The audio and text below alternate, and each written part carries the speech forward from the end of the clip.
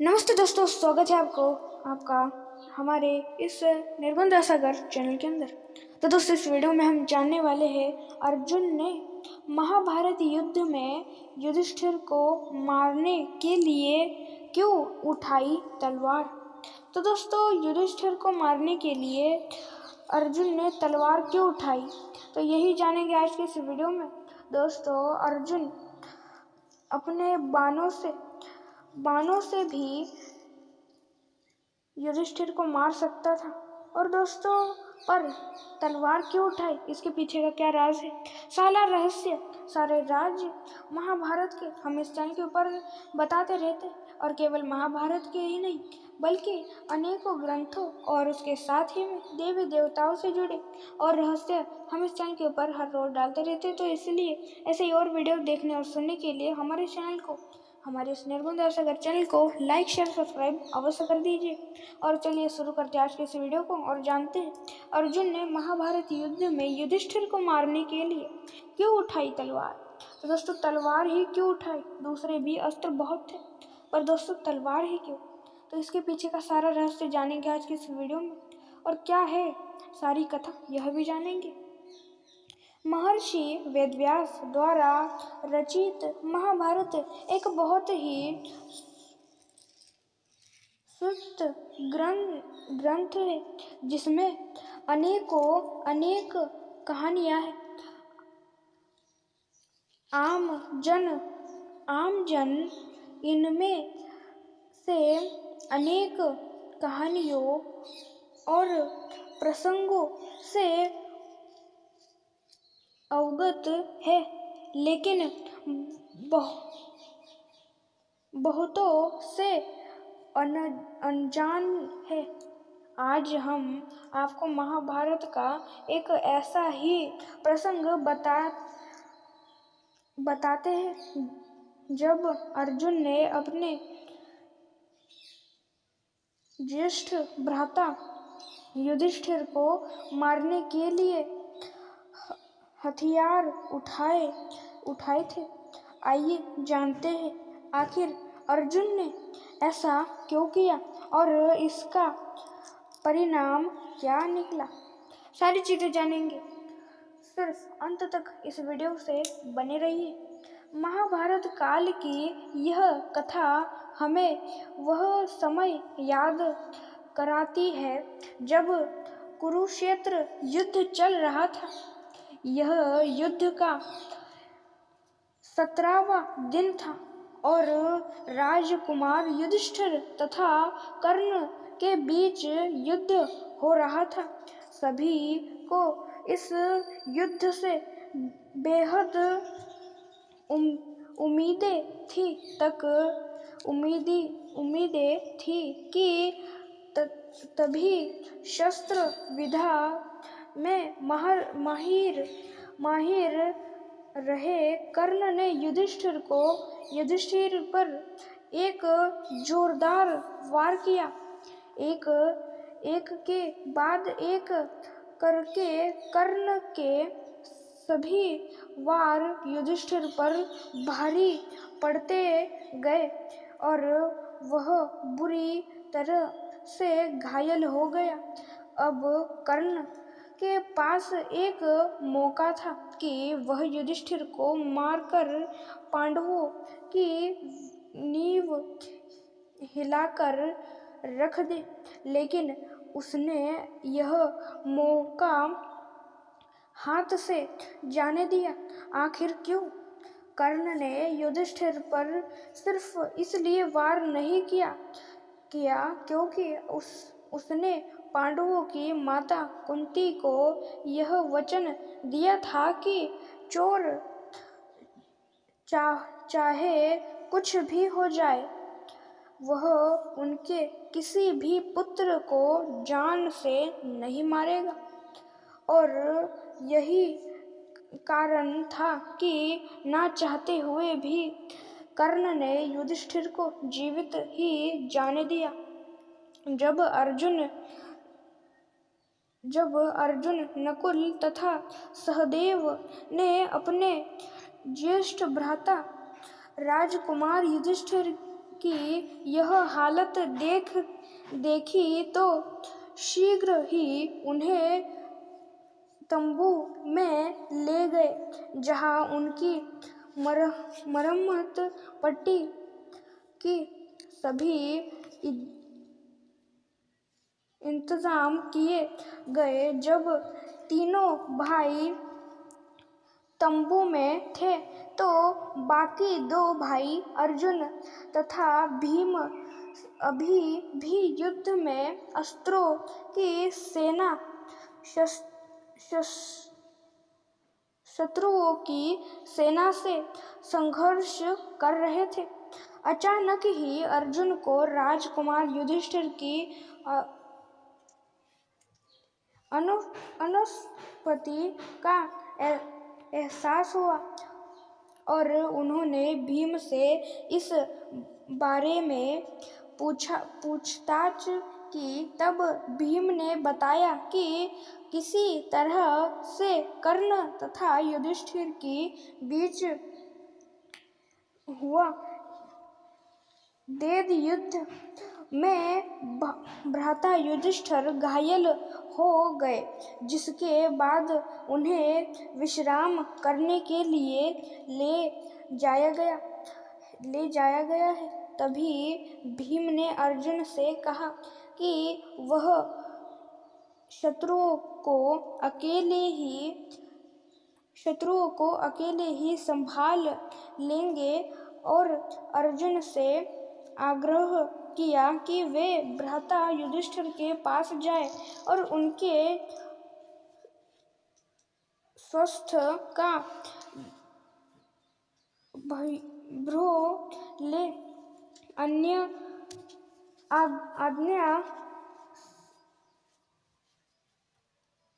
आज्ञा सुनार राजकुमार अर्जुन उस तंबू की ओर चले दिए जहां युधिष्ठिर घायल अवस्था में पीड़ा से जूझ रहे थे।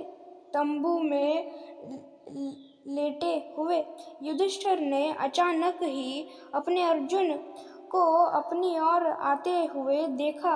अर्जुन को देख उनकी खुशी का ठिकाना न रहा। वह समझ गए कि वो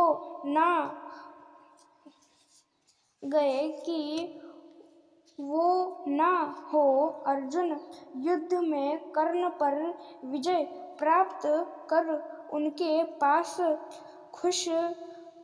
खुशखबरी लेकर आ रहा है।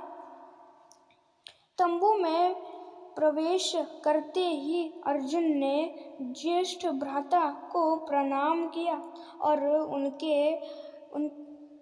उसने उनके स्वास्थ्य के बारे में पूछा, लेकिन इससे ज्यादा तो युधिष्ठिर को इस बात को सुनने के लिए ज्यादा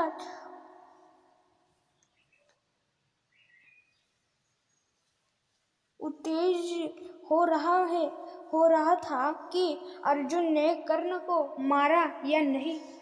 लेकिन तभी राजकुमार अर्जुन द्वारा वहां आने का असली कारण व्यक्त किया गया। उन्होंने बताया कि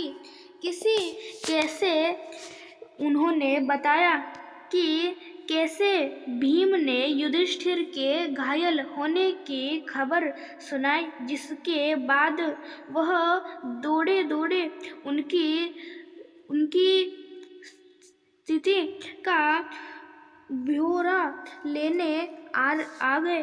अर्जुन के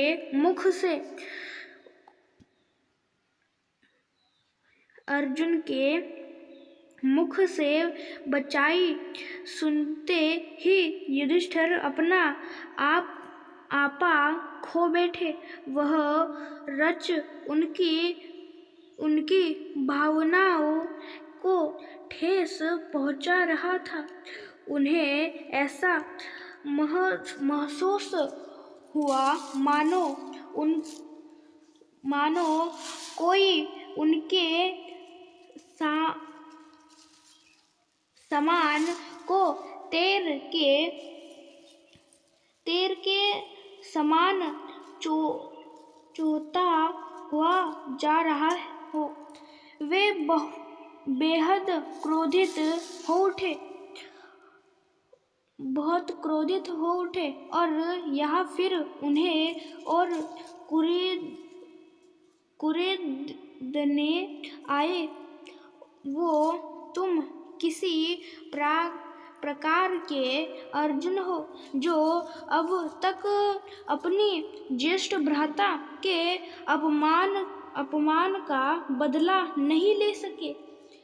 युधिष्ठिर के इस कटु वचनों को सुनकर अर्जुन बेहद शर्मिंदा महसूस कर रहे थे, लेकिन युधिष्ठिर का क्रोध शांत नहीं हो रहा था। वो आगे बोले, यदि तुम मेरे लिए इतना भी नहीं कर सकते, इतना भी करने में असमर्थ हो, तो तुम्हारे इस गांडीव अस्त्र का कोई लाभ नहीं है। उतार कर फेंक दो इसे। अपने प्रिय गांडीव अस्त्र की निंदा सुनते ही अर्जुन के मुख पर निराशा वाले भाव पल में ही क्रोध के साथ बदल गए। वह संसार में किसी से भी किसी भी प्रकार की निंदा सुन सकते थे, लेकिन उनके गांडीव के बारे में कोई एक भी अपशब्द बोले, यह उनके बर्दाश्त नहीं था।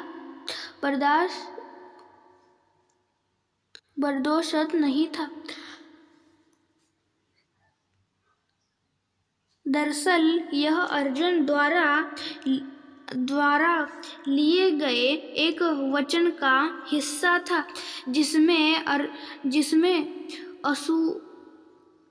जिसके अनुसार कई भी अपना या पराया व्यक्ति यदि उनके पवित्र एवं प्रिय गांडीव अस्त्र के बारे में बुरे वचन बोलेगा, तो वह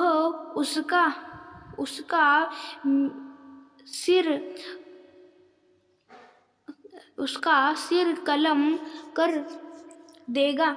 यदि यही कारण था कि युधिष्ठिर द्वारा गांडीव की निंदा करते ही अर्जुन ने अगले ही पल अपना गांडीव उठाया और क्रोध भरी आंखों से युधिष्ठिर को मारने के लिए आगे बढ़े। तभी श्री कृष्ण वहां पहुंचे और अर्जुन के इस व्यवहार को देखते हुए उन्हें रोकने की आज्ञा दी। श्री कृष्ण जी राजकुमार अर्जुन का यह रूप देखकर बेहद अचंभित हुए। वे समझ नहीं पा रहे थे कि आखिरकार ऐसी क्या बात हुई जो अर्जुन अपने ही प्रिय भाई युधिष्ठिर को प्राण लेने को तैयार हो गया। तत्पश्चात अर्जुन ने उन्हें घटना का सार बताया और फिर श्री कृष्ण जी को समझ आया कि आखिर बात क्या थी। इस समय भगवान श्री कृष्ण जी ने अर्जुन को समझाया और बोले, हे अर्जुन, मैं तुम्हें तुम्हारे अपने गांडियों के संदर्भ में लिए गए वचन का सम्मान करता हूँ। वचनानुसार तुम्हें अपने ही ज्येष्ठ भ्राता को मार देने का पूरा हक है, परंतु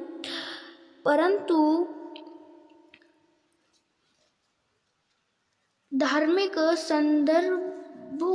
संदर्भों में यह पाप है। लेकिन दूसरी ओर अर्जुन भी एक वचन से मजबूर थे। उनकी माशा और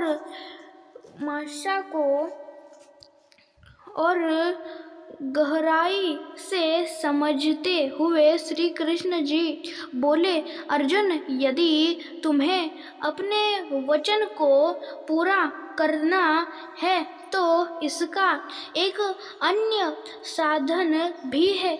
माना जाता है कि अपने से बड़ों का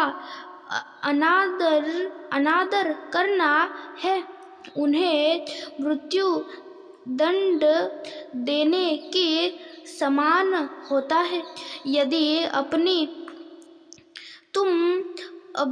यदि अभी तुम अपने ज्येष्ठ भ्राता का अपमान करो तो तुम्हारा वचन पूरा हो जाएगा।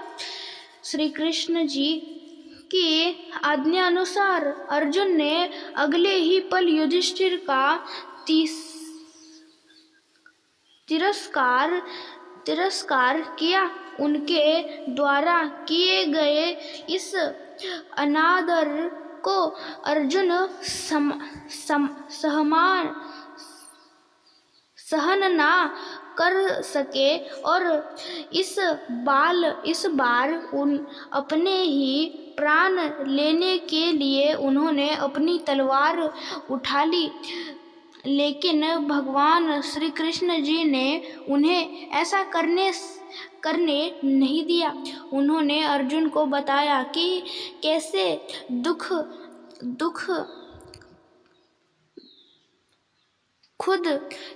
खुद के प्राणों का अंत करना, यानी कि आत्मदान करना शास्त्रों में अधर्म माना जाता है और पांडवों द्वारा अधर्म के मार्ग पर चलना एक बहुत बड़ा पाप एवं अन्य साबित होगा। इसलिए उसे धर्म का मार्ग चुनना चाहिए। इसलिए इसके साथ ही श्री कृष्ण जी ने कहा कि आत्मघात के समक्ष है। इसलिए तुम दूसरों के सम्मुख अपनी वीरता की खुलकर तारीफ करो, जिससे तुम्हारा वचन पूरा हो जाएगा। श्री कृष्ण जी के इन वचनों को सुन धीरे धीरे राजकुमार अर्जुन का क्रोध शांत हुआ और उन्होंने दुख खुद के सिर पर रखी उस तलवार को नीचे उतार कर फेंक दिया। इस प्रकार भगवान श्री कृष्ण जी ने निर्दोष से राजकुमार अर्जुन का वचन पूरा हुआ और साथ ही वह किसी भी प्रकार का अधर्म करने से बच गए। तो दोस्तों इस प्रकार की थी आज की हमारी कथा। तो दोस्तों मिलते हैं दूसरे वीडियो में और पौराणिक कथाएं और रहस्यमय चीज़ों के साथ। फिलहाल आज की इस वीडियो में इतना ही। ऐसे ही और रहस्यमय चीज़ों के बारे में जानने और सुनने के लिए आप हमारे निर्गुण सागर चैनल को लाइक और सब्सक्राइब अवश्य करना। अंत तक देखने के लिए धन्यवाद। जय श्री कृष्ण।